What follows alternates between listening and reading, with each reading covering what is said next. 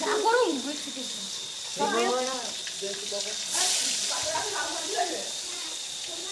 এই লক্ষ্মী পূজার খিচুড়ির জন্য এই যে আজকে সবজিগুলো আমরা ভাজা নিচ্ছি।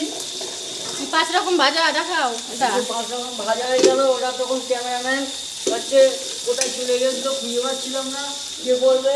তাই আমাদের থেকে আমার সব ভাজা হয়ে গেছে। লুচি হবে, আটা মাখছি, আর ঘুগনি হবে।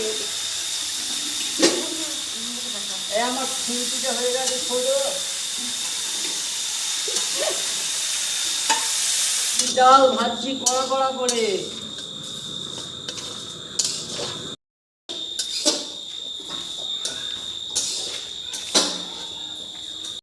হাইতে দেওয়া আছে।